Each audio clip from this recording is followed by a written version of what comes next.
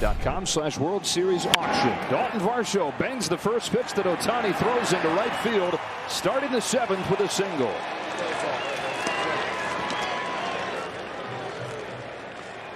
Blue Jays lead this game 2-1 and a home run from Vlad Jr. back in the third. Dodgers just one run of support on 4 hits for Otani, who tries to get an out in the 7th inning for the first time as a Dodger and for the first time since July of 2023, when he had a complete game shutout against the Tigers in the afternoon in Detroit. And then in a doubleheader later that night, hit 2 home runs.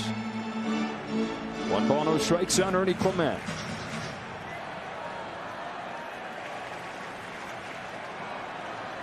Clement trying to extend a 9-game hitting streak. A lot of time to extend it last night. Cranks this ball to left center field. That's headed for the gap. That's headed for the wall. Varsho rounds third and stops on a double from Clement. Screamer of a line drive. Puts him at second and third.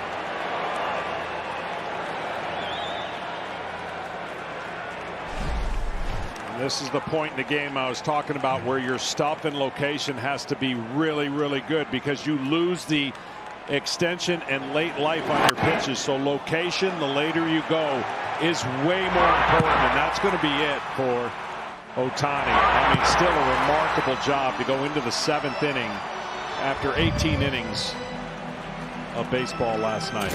Strikes out 6, walks just 1. Blue Jays with at least 2 runs on 6 hits. Anthony Banda is ready to go in that bullpen. Otani leaves to a good hand. Down 2-1 as Banda and the Dodger pen takes over. On Guerrero's home run, 2-1 Blue Jays as the Dodger bullpen gets active here in the 7th. Anthony Banda's the pitcher. Jays have him at second and third with nobody out. The infield is in as Jimenez waves and misses at a first pitch slider. Banda faced just 1 hitter yesterday. Finished off Tyler Glasnow's last inning. And started that marathon of relievers. Relay race. 9 guys out of the pen. Here's his 0-1. No. Ball and a strike. To the Blue Jays bullpen that covered 13 innings in yesterday's game. 12 2/3. Dodgers 13 1/3 and just 1 run. The 1-1 to Jimenez. Anthony, strike 2. Great pitch right there. No real chance for Jimenez. Got to break a breaking ball off this height of that pitch right there. Put a lot of pressure on the outside part of the plate and go for the strikeout.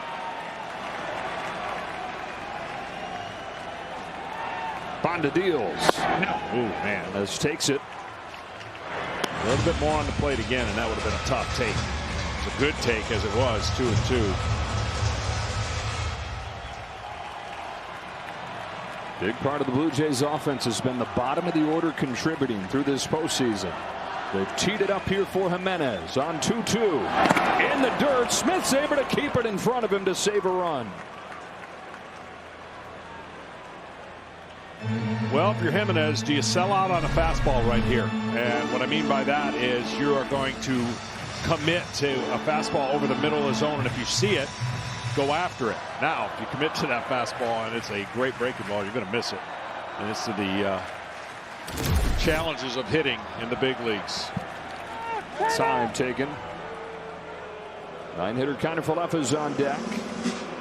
Blue Jays looking for insurance, trying to give some wiggle room to that taxed bullpen. Single from Varsho, double from Clement. 3-2 pitch from Anthony Banda. Fouled it off. Ooh, man. Had that fastball. Yes, he did. Didn't get the barrel, didn't get the head out to go get that 97. Otani really did an incredible job. I don't think people understand. He's still in the game as a hitter, though. Another payoff.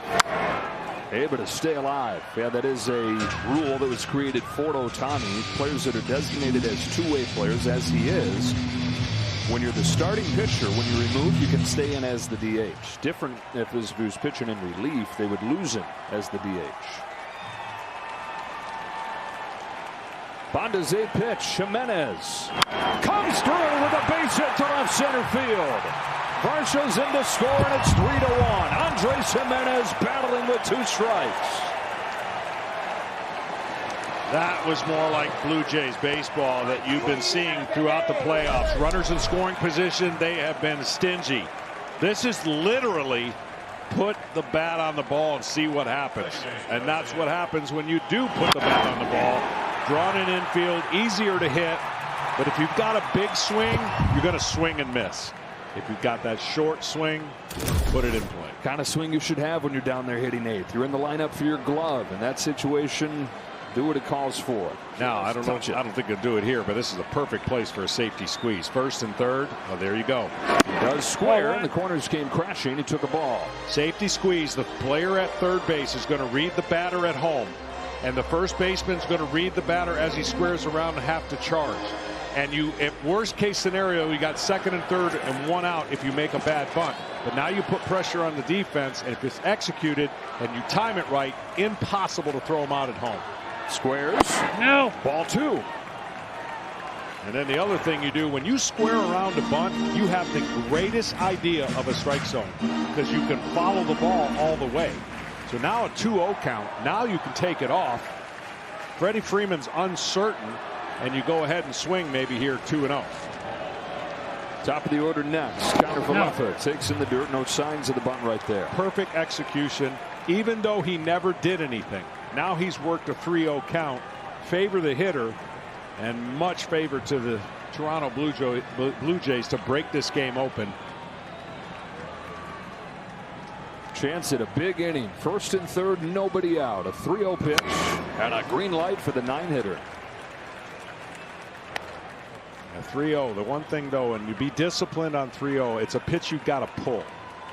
So if it's a pitch you're fouling off to the right side, you haven't done your part. That means it's either too far outside and you didn't keyhole him in the inner part of the plate. Coming into the series, we talked about the key for the Blue Jays getting to the Dodger bullpen. That's part of why last night was so shocking. That pen had to cover pretty much the whole game. 11 scoreless innings from the pen to finish. The first inherited runner's already in against Bonda. He's home with a 3-1. Kiner for Leffa. Scorch to the third. Bunts to the fourth. Double play. Wow. That is something you can't do, though, at first base.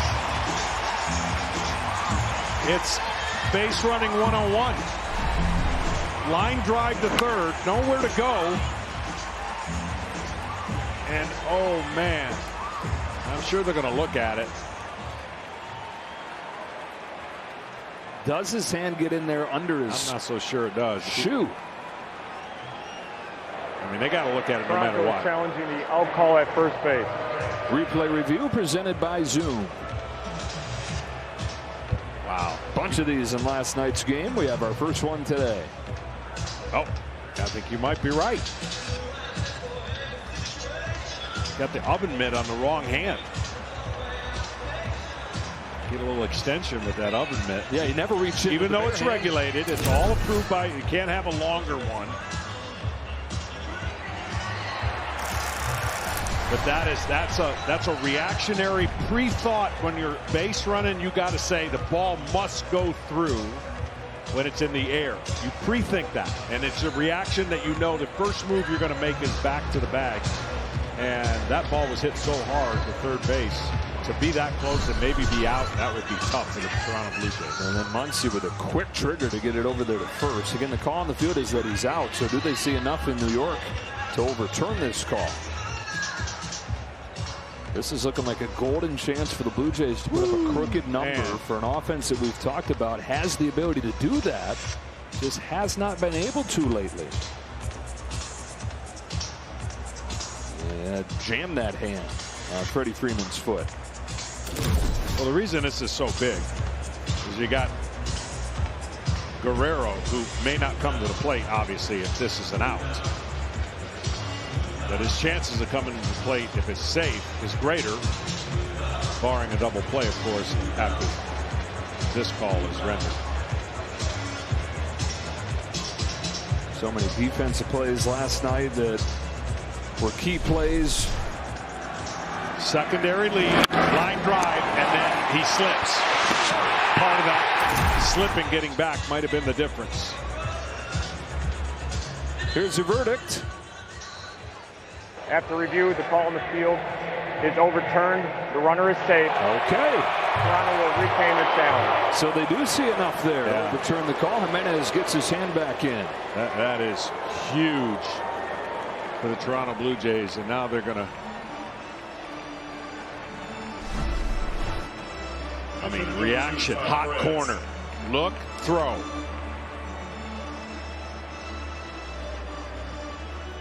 Mark Pryor's coming out for a visit with Anthony Banda because John Schneider has dipped into his bench right here. He sends up Ty France to pinch hit for Nathan Lucas. Banda has to face him. Yeah. You have to face 3 hitters after coming in. Good point. That's exactly what I was getting ready to say. You think about the pinch hit scenario where you know you're not going to lose your pinch hitter to an opposite's arm, or a reliever coming in, right-handed reliever. So some of these moves yesterday in a perfect world up by 1 didn't end up working for John Schneider because of the way the game unfolded, and the very next pitch was a home run. We talked about that. He's hoping to cash in right here with at least a fly ball. Same aggressive personality that he managed last night's game with. France pinch hitting here in the 7th for a guy who was 2 for 3 tonight.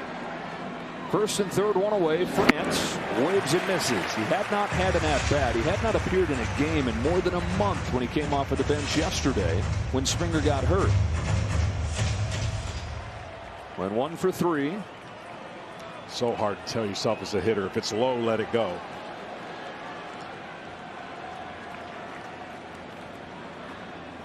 It was high, let it fly. Bouncer right side. Only play is at first. The run comes through the back door. And right away, that overturned call looms large as Clement comes in to score. And an RBI and a pinch hit ground out from Ty France. Now they have to walk. They have to walk Guerrero. Where's the fridge? Where's the fridge? Contact again, gets it done.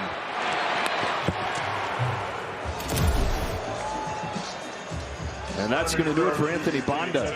Those 2 runs are charged to Shohei Otani, but Banda, after they put Vladimir Guerrero Jr. on intentionally, unable to pick up where the bullpen left off last night with the heroic relief work. Banda's finished. Jays ahead 4-1, trying to get this series tied up.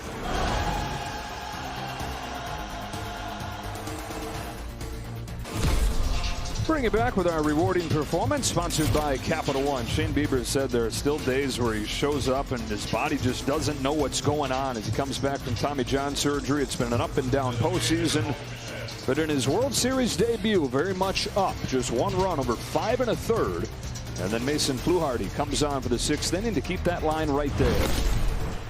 Much different relief work so far in this game. Fluharty does a good job to keep the Blue Jays in front. And then Anthony Banda gives up the 2 runs that he inherits. So 4-1. Trinan's on for Bichette.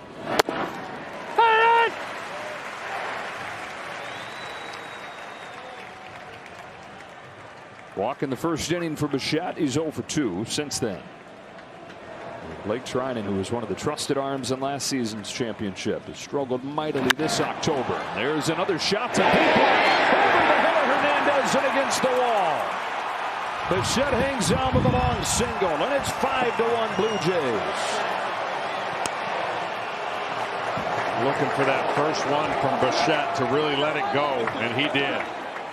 It's the first missile he's pulled, and you know he's been waiting for this moment. Gets a hanging breaking ball, and he just, that's well over 100, I would think. 106. I'm going to guess 106 miles an hour. Guessing. We'll get that answer for you. Total guess. 109.6. Okay. Had the 6 in there. Blake Trinan has now faced 8 hitters in this World Series and given up hits to 5 of them. 2 on, 2 out. Barger.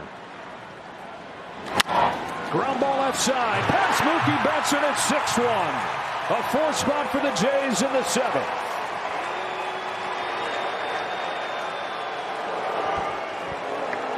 Well, what happens with Blake Trinan when you're not 100% is that sinker that is so nasty, has a bowling ball drop off the table effect. It's just not as effective.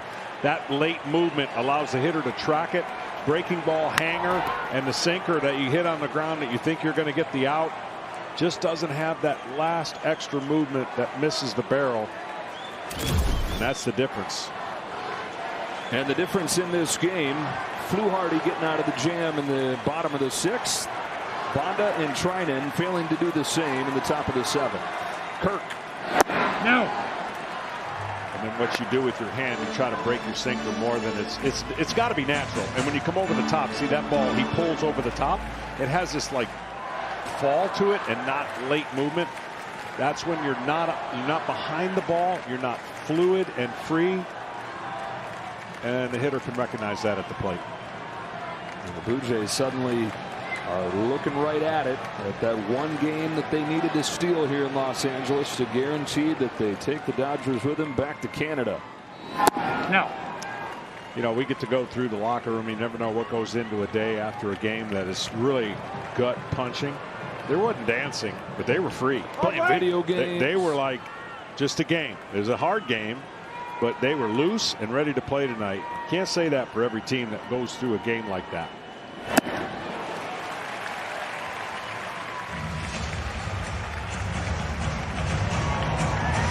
Jack Dreyer. The left-handed batting Varsho's on deck. 2 balls, 1 strike on Alejandro Kirk. 2 hits, including a home run last night. He's looking for his first hit today. On a 2-1. Watching strike 2.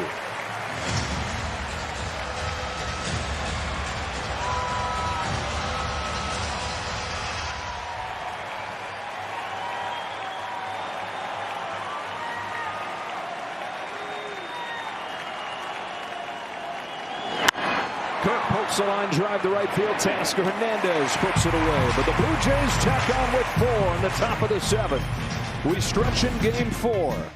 They're 9 outs away from guaranteeing that those fans get a chance to watch their club at least one more time this year.